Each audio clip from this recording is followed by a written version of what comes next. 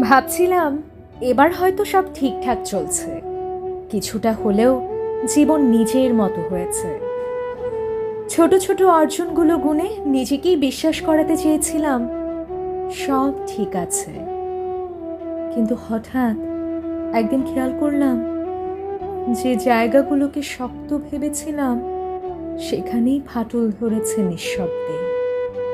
একটা ঠিক করতে গিয়ে আরেকটা ভেঙে পড়ছে। তারপর থেকেই ভেতরে অদ্ভুত এক ক্লান্তি জমে, যার কোনো নির্দিষ্ট কারণ খুঁজে পাই না। সবকিছু চলছে ঠিকই, তবু কোথাও যেন কিছু ঠিক নেই। আমি থামিনি, থামার সুযোগও ছিল না।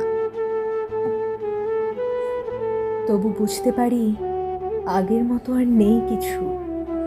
বেঁচে থাকাটা এখন অভ্যাস, ভালো থাকার চেষ্টা একটা মুখোশ মাত্র।